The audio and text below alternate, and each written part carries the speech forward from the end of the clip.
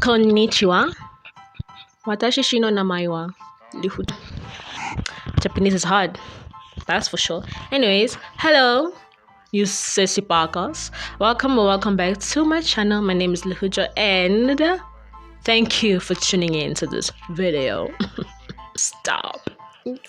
Anyways. So in today's video, we are going to be talking about the anime character. Saitama, my comfort character from OnePunch Man. But before we get into the video, I just want to put out a spoiler, for people who haven't watched OnePunch Man, right? And before we get into the video fully, I have noticed that 93% of you viewers have not subscribed to my channel. So please, it only takes 2 seconds for y'all to subscribe to my channel. So do that. Do that so we can all grow and be a happy family. Right? Let's get into this video. OnePunch Man or Wanpanman is a Japanese superhero manga series created by One. It tells the story of Saitama, a superhero who, because he can defeat any opponent with a single punch, grows bored from a lack of challenge. One wrote the original webcomic manga version in 2009. It has 26 volumes, has 2 seasons, and its genres are action, fiction, comedy, and superhero comics. Let's get into it. Who is Saitama? Saitama, the title character Saitama, is a bald-headed 25-year-old man who is bored of fighting because he is able to effortlessly defeat enemies with one punch. Now, why did I say he's my comfort character? Saitama, our caped baldy, suffers from depression. The metaphor of defeating everything in one punch and searching for the fight that will fulfill him is Saitama's way of living, with not only his shortcomings before he becomes a hero, but also his loneliness and depression. Saitama, in season 1, there's an episode where we go back to Saitama's past, like before he became the caped baldy that we know. So, flashback to 3 years ago when he was 22, Saitama was an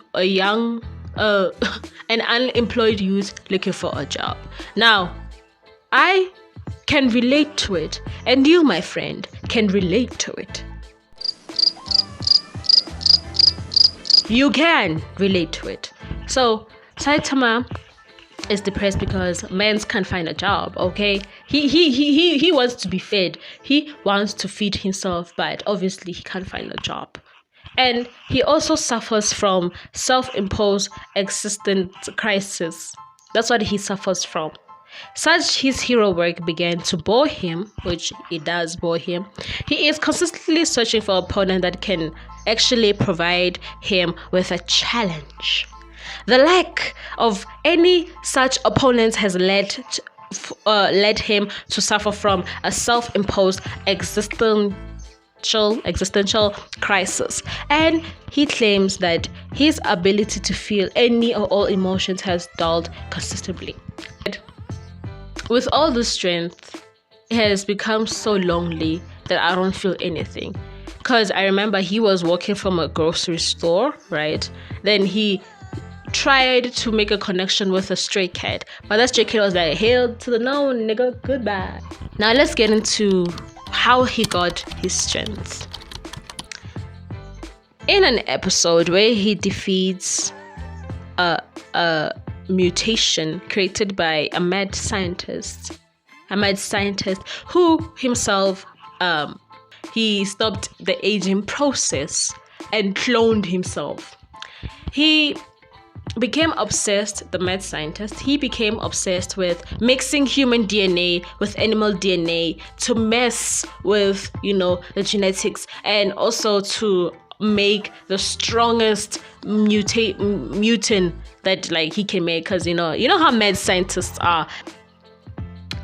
Saitama revealed how he got his powers when this mad scientist asked him, Saitama, how did you get your powers? Did you do any type of genetic? What did you put in your body? 100 push-ups, 100 sit-ups, 100 squats, 10-kilometer run every day through all the seasons: summer, autumn, winter, spring, until you have no hair. Genos was like, what the fuck? What do you mean, Sensei? You telling me that you got your power like that? And Saitama is like, I did. That's how I'm bold. So that's how he got his powers. For real. That is in the anime. I'm just being dramatic, Cue for dramatic effects. So if you want to be strong like Saitama, though I don't feel like that will ever happen, though. I mean, you do you go try. If you wanna be a Saitama, just 200 push-ups, 100 squats, 100 sit-ups, and 10-kilometer run every day, and you'll be pashosh, right? Now, with Saitama's power, people want to know, is Saitama's power an infinite level? So it says, Saitama is limitless. Okay, honey? Are you listening, babes? Are you listening? All right. It says that Saitama is limitless, meaning that his power obviously doesn't stop. It's just, does he get tired? Probably when he has a proper opponent, but his power is just, it's consistent, it's just consistent. So it says Saitama is limitless. Goku is consistently trying to break his limits and gain more power, but the likelihood for someone like Saitama existing in the Dragon Ball universe is impossible, meaning that people in the Dragon Ball Z have unlimited power. Wait a minute. Isn't unlimitless and unlimited the same thing? No. Okay, yeah, it is the same thing. It means that people in the Dragon Ball universe have limited power. Also, in OnePunch universe, there are heroes that have a limited power. I mean, most people in OnePunch Man are humans, just normal humans. Come on now. Okay, right? Let's start with Bros. He is Saitama's strongest villain in season 1. He's the villain that Saitama was happy to defeat, because finally Saitama had someone that he felt worthy of fighting, because Saitama has been looking for someone to fight. You know what I mean? Okay? So, Bros said when he got to Earth, he was like, to Saitama, our protagonist, honestly, Bros is a fucking zaddy. He's a hot man, you know what I mean? I may be a hot mess, but he's a hot man. Bros got to Earth and met up with Saitama in his spaceship, because Saitama broke into the spaceship, alright? He said, I can sense an immeasurable energy. So his planet, so Saitama is the planet's representative. So let's start with immeasurable definition. Immeasurable defines as that cannot be measured, boundless, vast. You see, his power cannot be measured. But if you look at Goku's power can be measured, because the man's always dying. Okay, Goku is a deadbeat father, and no one can tell me anything. Another strong being in the OnePunch Man universe has said that Saitama is limitlessly strong. So already that tells you that my man Saitama can beat anyone. Okay, he can beat you, can be that guy, can be that guy. Thanos ain't got shit on Saitama. I want to see people mad. Be mad. Now, let's get into the part where you are here for. This is the part where it has two fandoms fighting every time. It's like one fandom is trying to debate on this. This one is gonna be like this. They wanna prove this and that. But I'm gonna like shut down the debate and be done with it, okay? So, is Saitama stronger than Kakarot? Is Saitama stronger than Goku?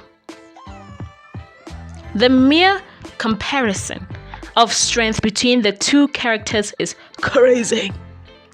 Goku is an extraterrestrial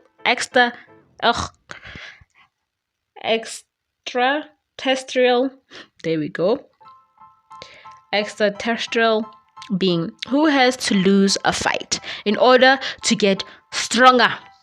We have seen that a lot of times. And don't be like, no, I haven't. Yay, you have seen Goku die a lot of times. Saitama is a man that can defeat any foe with a single punch. If the two of them were to face off in a one-on-one battle, Saitama would easily win, because it is proven yet again and again that Saitama has no limit at all. So please, stop fighting. You can see yourself, alright? This is how it came about for the anime to be created, according to the author. It says that seems to be a really simple joke, but according to one, Saitama is the result of a pretty clever desire to append the usual shonen manga formula and do something readers haven't seen before. In the usual story, like say Dragon Ball Z, there's always going to be a comparison between Dragon Ball Z and OnePunch Man, so live with it, okay? Live with it. The hero is constantly getting stronger and stronger, so he can deal with the increasingly deadly threats that show in each story arc. With OnePunch Man, one wanted to see what happened if you started with a character who was already stronger than everybody else. The result is some pretty great comedy that comes when the unamusing Saitama effortlessly explodes his gigantic enemies. You know, reading this, it reminds me of how Demon Slayer is different from some shonen manga. When you look at shonen manga, you see, like, when the protagonist is introduced to us, the viewers, we see that he's hot-headed. You know, he's hot-headed. He doesn't think before he acts, right? He's always crying and all of that. But when it comes to Tanjiro, right, he is calm. He thinks before he acts. He doesn't always cry. He does cry, but he doesn't always cry when things don't go his way, you know. He wants to get better. I like this bitch-ass nigga, Eren Yeager. Love Eren, though. We love Eren. Come on now. We love Eren. No? Love Eren. But Saitama is a result of what we are not used to, but we are getting used to. You know what I mean? Alright. Saitama believes that he doesn't have infinite potential, but he has infinite strength. Infinite potential means getting stronger and stronger the more you train and fight. Basically, like most protagonists, Goku, Tanjiro, Eren Yeager, you know, Itadori, Jojo, Tatsumi, Ken Kaneki. But he doesn't have that, because when you have infinite potential, you're breaking your limits every time you get stronger.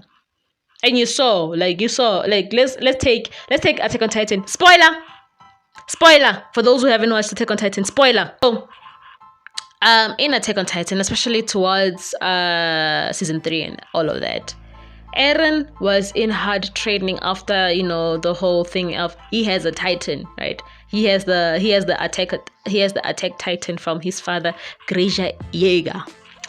We saw him, like, you know, breaking limits, getting in and out of Titan form without being weak and all of that. So he was breaking his limits to get stronger to a point where in season 4, his strength was so immense. Bruh, his strength was wild. Okay, Eren in season 4, part 1, part 2, that man was a menace, especially when he was it's part 2, especially when he was against Reiner. Enemy was Bros. He is the strongest villain in the One Punch Man series so far. Season 1 though, that was season 1. He was one of the few characters acknowledged by the Caped boldly as a strong fighter. Bros' energy is so high that he can blow away planets. During this fight, he sent Saitama to the moon, showing just how strong he was. In season 2, King, who is a class S hero, is Saitama's only worthy opponent. Right? So it says, listen, King is inordinately good at video games and beats Saitama soundly at every game they play. This makes King the only worthy opponent Saitama has ever encountered.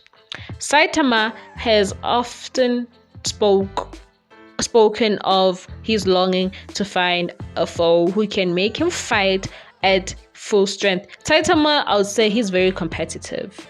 I mean, that comes with, being the strongest man alive. Strongest man alive. He is a strong man. My hot potato. I mean, hot-boiled egg. But yeah. King is a weakling. Another spoiler for those who haven't watched season 2's One Punch Man. King is a weakling. Saitama knows King is a weakling, but he's not a weakling with video games. Therefore, Saitama is grateful for a King who is able to defeat him in something that he likes. So he did find a worthy opponent in the end, but I won't say it's fully. Anywho, that is the story of Saitama. His depression, his loneliness, his strength, him beating Goku's ass. I mean, like, come on. What more can we ask for from a character such as Saitama? Please don't go in my comments and be like, no, you're speaking gag because Goku can beat Saitama easily. Listen, I'll find you. I hope you guys enjoyed this video. And be sure to like, subscribe, and comment, and turn on the notification bell so that you know when your girl posts, because I will be posting. Okay, like, stop, I will be posting. All right, okay, stay safe, stay healthy, stay happy, and I'll see you on the next video.